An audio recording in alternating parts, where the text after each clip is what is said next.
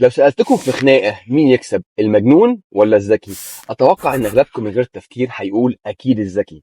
وده لأن اللي بيحسب خطواته وبيفكر قبل ما يتحرك عمره ما بيندم، معروفة يعني. بس أول ما نحط الاتنين تحت ضغط حقيقي الصورة بتختلف.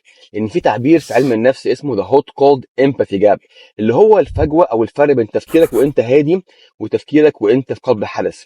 وهنا بيبان الفرق. خليني اشرح لكم. الشخص الاول واللي هنسميه الذكي عادة أول ما بيتوتر دماغه بتشتغل بسرعة، ولأنه ذكي فبيفكر في الاحتمالات ويحسب المخاطر والعواقب، وكل فكرة تولد فكرة جديدة.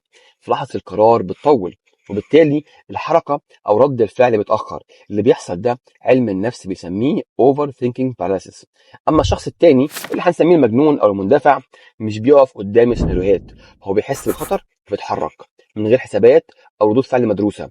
وهنا نبدأ نفهم ليه الذكي ردود فعله بتتأخر أحيانا، ممكن يبان أضعف فجأة. ومع زيادة الضغط الفرق بيكبر وبيكون أوضح، لأن الذكي اللي قوته في التفكير تفكيره في اللحظة دي بقى عائق ومعطله. أما الشخص التاني المندفع أو المجنون الضغط بيشتغل معاه مش ضده، لأنه كده كده مش بيفكر كتير.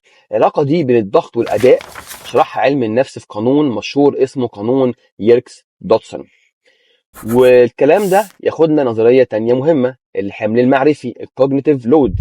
الذكي لأنه زي ما قلنا مخه مليان خطط واحتمالات وسيناريوهات ومعلومات، فلما بيتحط في موقف مش متوقع بيحتاج وقت عشان يرتب أفكاره تاني ويفهم اللي حصل عشان يقرر قرار صح ومدروس. وخلال الوقت ده يكون الشخص التاني المجنون اتحرك، مش لأنه أشجع، هو بس أبسط وحمله العقلي أقل. وعشان كده احيانا التحرك بناء على الاحساس الانتويشن ساعات بيبقى اسرع واصدق من التحليل، مش لانه الحل الافضل، ولكن لانه بيكون مناسب للمواقف اللي ما ينفعش تستنى او اللي عايزه حسم بسرعه. وفي عنصر اخير بيكمل الصوره، ان في ناس بطبيعتها بتخاف من المخاطره وناس تانية تتقبلها، مش حبا في التهور ولكن تقبل اكتر للمجهول. الاختلاف ده اسمه تحمل المخاطره ريسك توليرانس. وعشان كده بنشوف ناس في البيزنس وفي الرياضه في الحياه بيعملوا خطوه مجنونه تتضح انها هي اللي فتحت لهم كل الابواب. ولما نجمع كل ده مع بعض نقدر نقول ان المجنون ممكن يكسب البدايه، اما الذكي يكسب على المدى الطويل. والسر الحقيقي للنجاح انك تعرف امتى تسيب التفكير يقود وامتى تسيب الجنان والاندفاع هو اللي يظهر.